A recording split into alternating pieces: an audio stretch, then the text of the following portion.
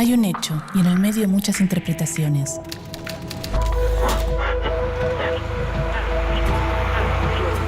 En la calle, en el auto, en la casa, el bar, el trabajo. Hay distintos puntos de vista en el medio de tanta información. Ahí estamos nosotros, en el medio del ruido. En el medio hay un hecho y distintas miradas. En el medio hay un hecho y muchas verdades. En el medio hay mensajes y miradas. Y nosotros estamos ahí. ¿Qué ves? ¿Realidades? ¿Qué escuchas? ¿Verdades? ¿Qué lees?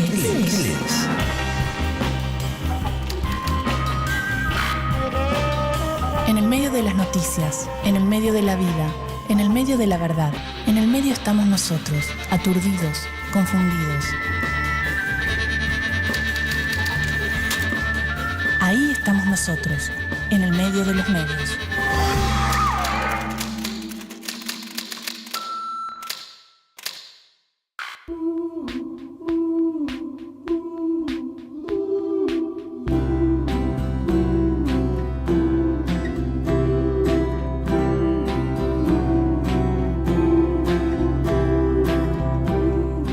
Los medios, además de ofrecer información, entretenimiento o educación dentro de sus contenidos, reserva un espacio fundamental a la publicidad, que en mayor o menor medida lo solventa económicamente. ¿Cuáles son los contenidos que intenta comunicar la publicidad?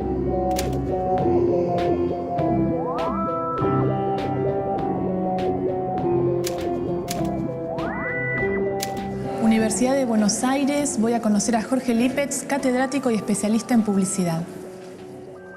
Me pedías que hiciera algún tipo de diferenciación entre propaganda y publicidad.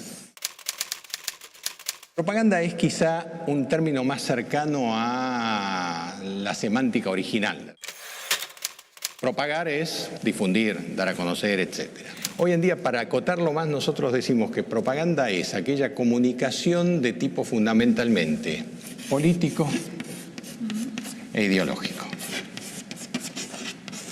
Y que la publicidad es comercial. Hay ciertas cuestiones acerca de, pero entonces la publicidad es paga y tiene un retorno económico y la propaganda no es paga. Bueno, si yo digo que sale un señor afiliado a un partido a hablar acerca de la bondad del candidato de su partido, y bueno, eso es una comunicación no paga, pero la pauta oficial es una comunicación paga. Pero tiene forma de publicidad. Sí, estructuralmente tiene forma de comercial. Pero es una propaganda.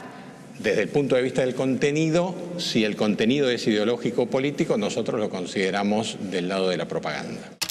¿Y la publicidad qué busca? ¿Tener más consumidores, que la gente consuma? No, porque la publicidad no es la dueña del producto. Publicidad quiere decir dar a público con un fin comercial. Esa es la definición más simple, más vieja que hay. La publicidad tiene sentido y cada vez más sentido cuando existe un competidor. Si no existiera un competidor, no necesita publicidad esta persona que fabrica determinado producto. Pero como de ese producto hay 10 que lo fabrican, él necesita primero la publicidad para contar que existe, que hace eso. Pero inmediatamente, como eso se iguala, porque los 10 hacen lo mismo, necesita la publicidad para decir cuál es la diferencia.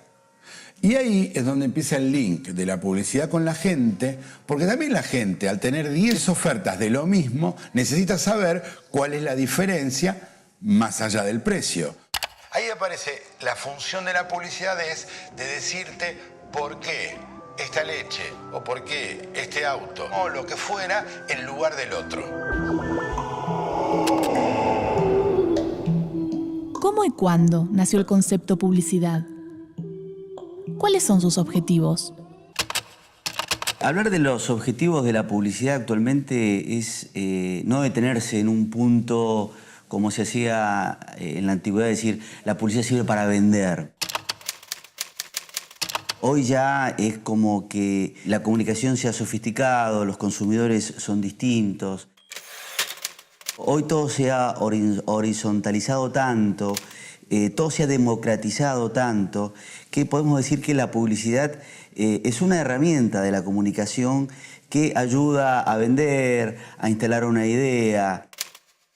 Básicamente lo que busca es notoriedad y aceptación para algo. Hacerse ver en el océano de comunicaciones que recibe el ser humano todos los días, mensajes de todo tipo, y aceptación es porque está buscando que alguien apruebe algo, ¿no? Esa es la cosa esencial de la publicidad. Es una manera o una hija del marketing. El marketing es el desarrollo de productos que satisfacen necesidades de consumidores. La publicidad es la comunicación de esos productos. ¿Qué hace la publicidad? Crea valor en la mente de los consumidores y hace que un producto sea diferencial de otro.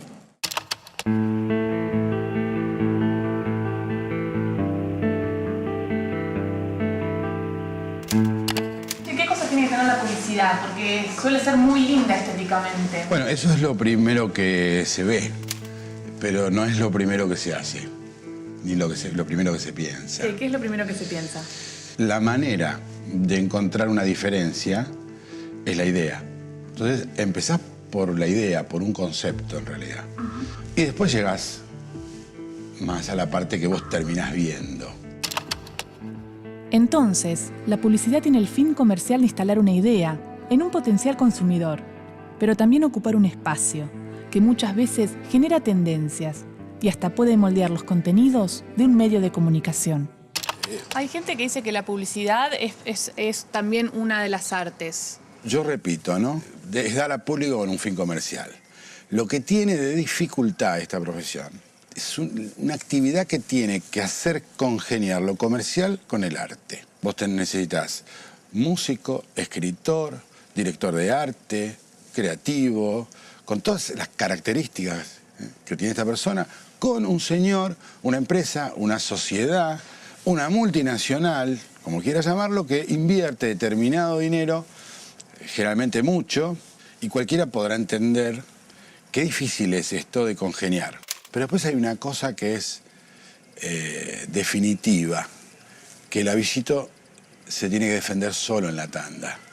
No estamos todos detrás para andar explicando qué queremos y cuánto tiempo tenemos, 40 segundos, 30 segundos. O sea que la síntesis es lo que hace al buen creativo, al buen publicitario. Cuando vos encontrás la síntesis, negocio conveniente para el anunciante y mucho respeto produce la síntesis por el que escucha.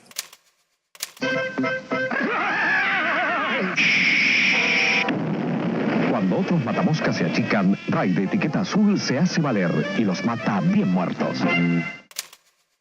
Los productos más difíciles son los de consumo masivo. Hacer la publicidad de un extracto francés, un perfume, es muy lindo, puede ser estéticamente maravilloso, pero no es un desafío.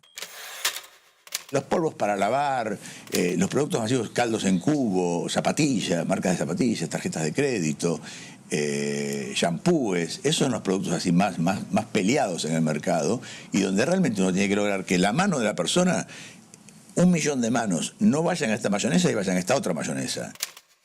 El consumidor tiene la necesidad.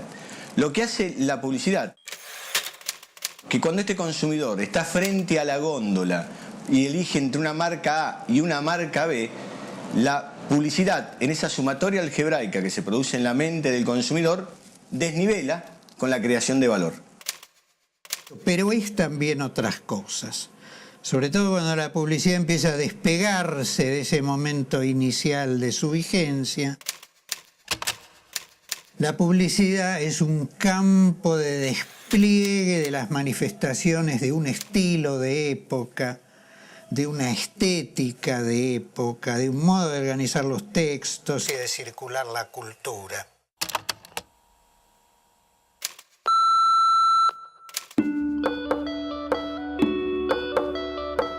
¿Cuáles fueron los acontecimientos que posibilitaron que la publicidad ganara tanto espacio en los medios de comunicación?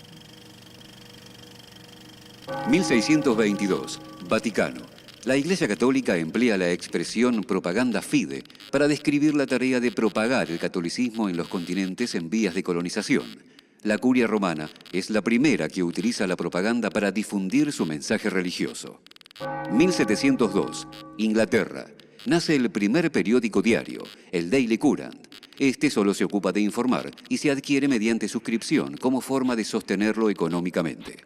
1711. El periódico inglés The Spectator abarata sus costos gracias a que los anunciantes, y no los lectores, son quienes financian los costos de la edición. 1729. Estados Unidos. Benjamin Franklin, considerado el padre de la publicidad norteamericana, publica su Gazette de Pensilvania, el periódico más reconocido de la época. El mismo George Washington, durante su presidencia, publica un aviso para atraer colonos. 1770. Entre la segunda mitad del siglo XVIII y principios del XIX, la revolución industrial cambia radicalmente la situación de la prensa. La publicidad crece con la expansión de los mercados y las fábricas compiten por vender sus productos. Aparecen los medios masivos de comunicación o mass media.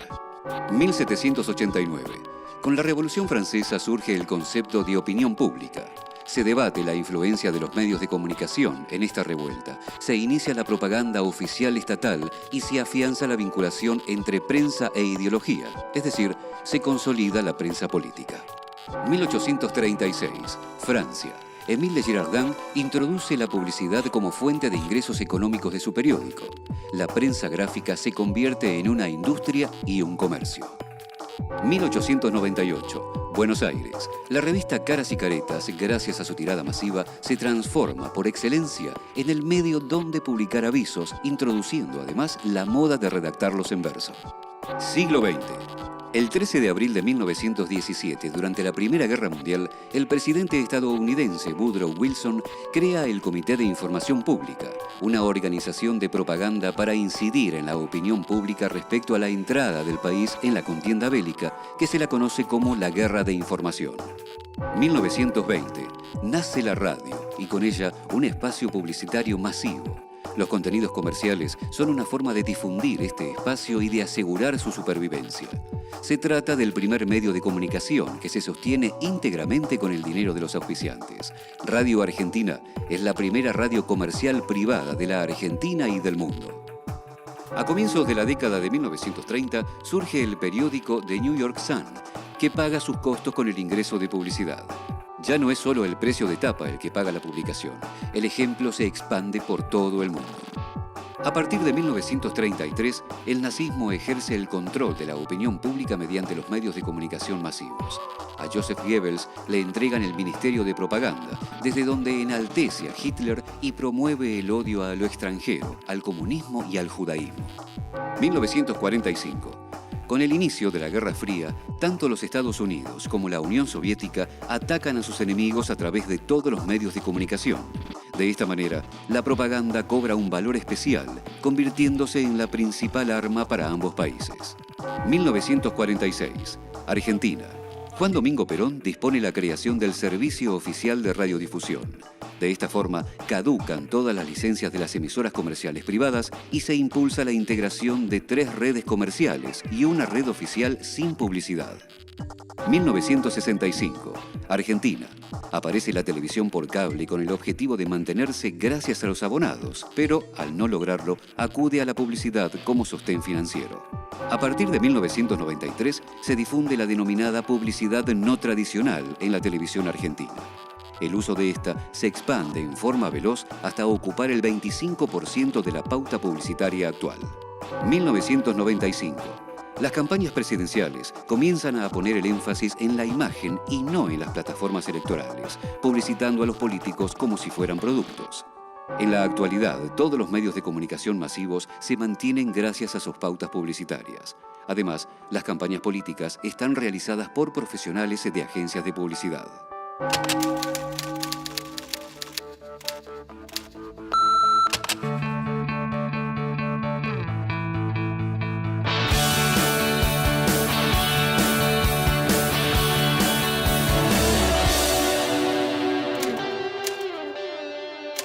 Y vos, a lo largo de los años hiciste varias campañas de publicidad, de distintos tipos, pero también has hecho campañas de políticos. Sí. ¿Se utilizan las mismas técnicas? ¿De alguna manera termina el político siendo un producto? Yo no le vendo nada. Porque como no va a comprar ni va a pagar... Pero sí va a poner un voto. Sí, pero eso no es venta. Nosotros no vendemos. El otro gran error es decir la publicidad vende. No. Si la publicidad piensa en vender, pierde. Y no le sirve al que la está contratando. Nosotros tenemos que comunicar y generar vínculo. La venta es más compleja. La venta depende de que lo encuentres, el producto, de que el precio que tenga, de que te vaya el tallo o no te vaya, de una cantidad de cosas que... Entonces, cuando siempre se dice, me vendieron esto, me vendieron aquello, mentira. La publicidad no vende. El político y la idea política y la ideología se venden como productos. Los candidatos se venden como productos. De hecho, la metodología estructuralmente es la misma. La forma en la que se elabora la campaña de lanzamiento de un candidato político no difiere de la forma en la que se elabora la campaña de lanzamiento de un nuevo producto. La diferencia es que en el caso del candidato lo que hace falta es que haya un número significativo de compradores que paguen con su voto y que sea significativo como para que el candidato en cuestión pueda ganar o por lo menos salir en un lugar de la lista que le permita acceder al cargo al que quiera acceder. La publicidad forma consumidores. Los medios deberían dirigirse a los ciudadanos. Hay intereses cruzados y muy cruzados, debido a lo cual los ciudadanos muchas veces no son más que una mercadería que se utiliza para darle una orientación a un proyecto social, supongamos que estemos en democracia, a orientar el voto, en cuyo caso no se lo está tomando como ciudadano, en su entidad de ciudadano como sujeto libre, independiente, y se lo están manipulando. Eso existe.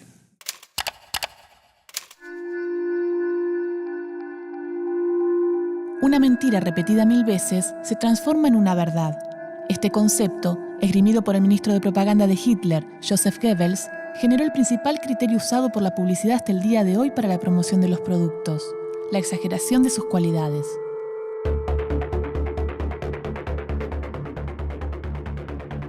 En 1933, con la llegada del Führer al gobierno alemán, el nazismo vio la publicidad como el medio para dirigir a la opinión pública y conseguir su apoyo para mantenerse en el poder. Desde el Ministerio de Educación Popular y Propaganda, se prohibieron todas las publicaciones y medios de comunicación que estuvieran fuera de su control. Goebbels estableció una serie de principios para la propaganda, muchos de los cuales aún se siguen utilizando en el mensaje publicitario y político. Principio de transposición. El principio de la transposición consistía en cargar sobre el adversario los propios errores o defectos, respondiendo al ataque con el ataque. Si no puedes negar las malas noticias, inventa otras que distraigan, decía. Principio de vulgarización. El principio de vulgarización exigía que toda propaganda adaptase su nivel al individuo menos inteligente, porque según afirmaba, la capacidad receptiva de las masas es limitada y su comprensión escasa. Además, tienen gran facilidad para olvidar. Principio de la silenciación. El principio de la silenciación pretendía acallar las cuestiones sobre las que no se tenían argumentos suficientes y disimular las noticias que favorecían al adversario. Para esto, contaban con la ayuda de medios de comunicación afines al régimen. Por último, el principio de unanimidad, uno de los más comunes por nuestros días, decía que se debía llegar a convencer a mucha gente de que se piensa como todo el mundo, creando una falsa impresión de unanimidad. Estas técnicas, usadas conscientemente por todos los medios de comunicación del régimen, lograron que el nazismo se sostuviera en el poder durante 12 años. Tras la derrota de Alemania en la Segunda Guerra Mundial, Goebbels y su mujer se suicidaron en 1945. No obstante, hoy, en las técnicas de la publicidad y de la propaganda, aún gravitan muchos de sus pensamientos y teorías.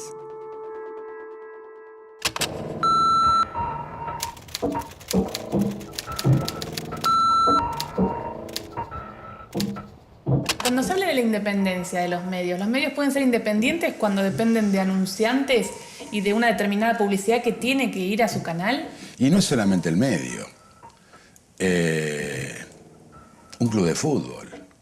depende del anunciante en la camiseta, de las cosas que aparezcan en el estadio. Evidentemente la publicidad está relacionada con los medios de comunicación de tal manera que es ni más ni menos que la explicación económica que uno le da al que pregunta. ¿Cómo se arma un periódico, un diario? Se arma con toda la publicidad que tenemos pautado como prioridad y luego, en todo caso, con aquellos espacios libres que quedan en el periódico, pongo producción periodística. Entonces, alguien dijo alguna vez, periodismo es eso que se hace en los espacios libres que deja la publicidad. Y hay algo de eso en la televisión, hay algo de eso en radio y hay algo de eso en la prensa gráfica. Es difícil que se resigne un espacio de publicidad por una noticia. Los diarios son capaces de levantar toda una página periodística si alguien compra esa página.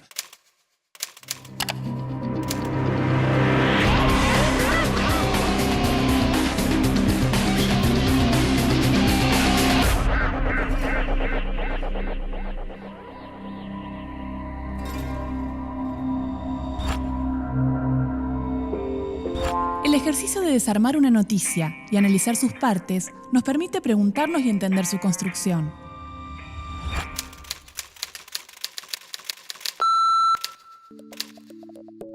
Los medios masivos de comunicación se sostienen hoy con el ingreso económico de la publicidad. Se pagan los sueldos de los periodistas, se compra el papel para la impresión, se sostiene la distribución y el equipamiento técnico. Pero ¿cómo nos convertimos en consumidores y no en lectores, espectadores u oyentes? En publicidad intervienen muchas disciplinas, como la psicología, la sociología, las relaciones públicas y el periodismo, entre otras, para garantizar una construcción eficaz con buenos resultados. ¿Es casual el lugar en donde se ubican las publicidades? En un medio gráfico, si un aviso figura en la tapa y en la contratapa, es más eficaz para su llegada al consumidor. ¿Por qué? Porque aunque no compremos ese ejemplar, inevitablemente veremos esa publicidad en cualquier lugar que se exponga.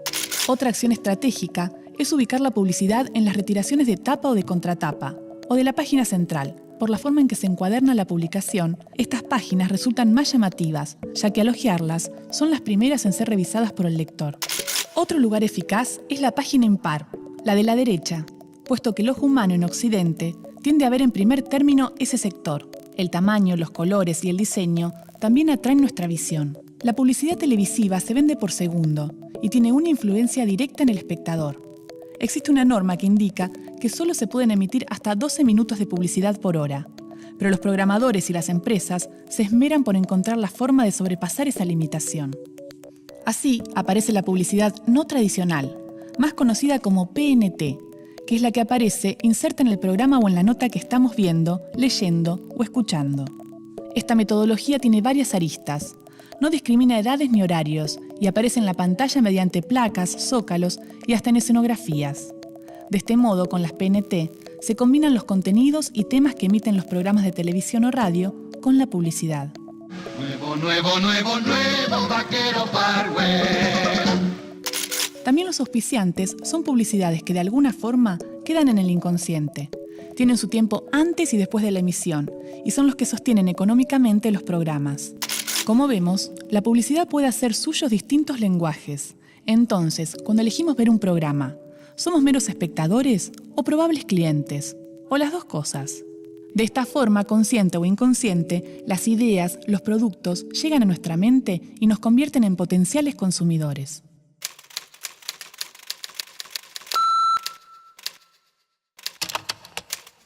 El periodismo no se hace para acompañar a la publicidad y la publicidad no se hace para acompañar al periodismo. Periodismo y publicidad es una relación compleja. En primer lugar, es una relación en general, en la mayoría de los casos, no en todos, pero en la gran mayoría de los casos, es una relación forzada. Es una relación de dependencia simbiótica, muy estrecha, por el hecho de que los medios ya no pueden vivir, tomemos los diarios por ejemplo, no pueden vivir de la venta del ejemplar. Entonces necesitan el aporte que a cambio de la audiencia que tienen, de la gran, pequeña o muy especializada audiencia que tienen, les pagan las empresas comerciales, los emprendimientos comerciales, les pagan para estar ahí adentro presentes, como si fueran noticias, no son noticias, como si fueran noticias. La publicidad tiene una cosa que es bastante honesta en cierto sentido. No tiene muy buena prensa la publicidad en algunos sectores, ¿no? Pero tiene una cosa honesta que dice: yo soy publicidad, yo estoy opinando parcialmente a favor de esta marca, a favor de este proyecto, a favor de esta compañía. Y entonces uno cae en la cuenta de que el anunciante no simplemente está interesado en informar las ventajas de un cierto jabón, sino también de ayudar a aquellos medios que defienden políticas que sean funcionales a sus empresas. Si uno sigue pensando, también puede darse cuenta que resultaría muy difícil que una radio defendiera intereses que no fueran empresarios, ya que casi todos los anunciantes lo son.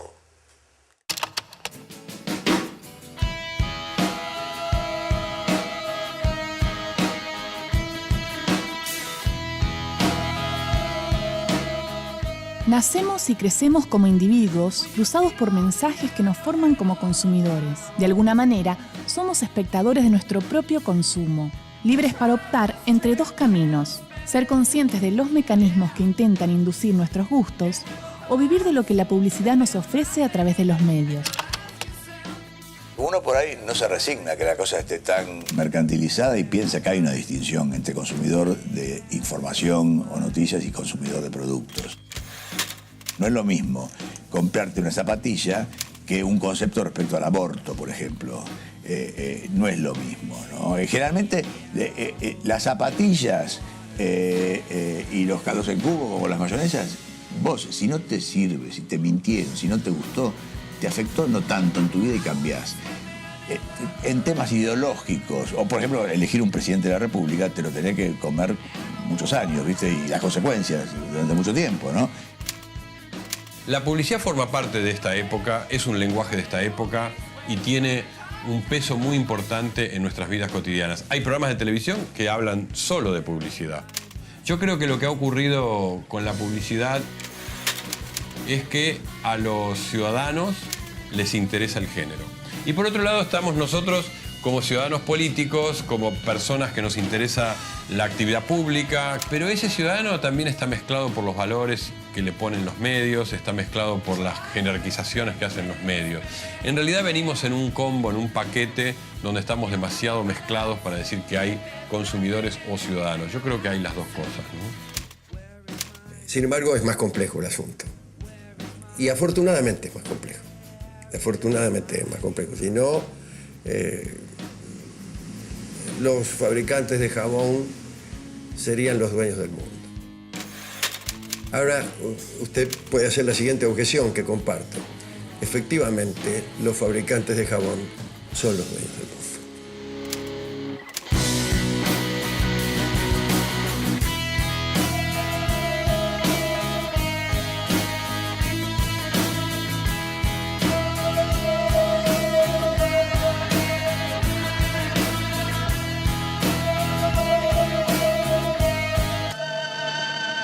Tenemos una sola piel.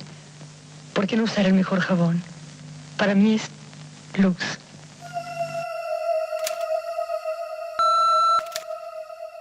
Esto que acabas de ver es solo un programa de televisión. Una visión, una opinión, nuestra interpretación de la realidad. Es nuestra verdad, pero no es la única. Hay distintas miradas sobre los hechos. Nosotros elegimos qué contarte y cómo. Seleccionamos testimonios e imágenes, como lo hacen los medios, que de un hecho construyen la noticia. Los medios de comunicación eligen qué contarte y son responsables de lo que dicen, como nosotros fuimos responsables de lo que dijimos en este programa.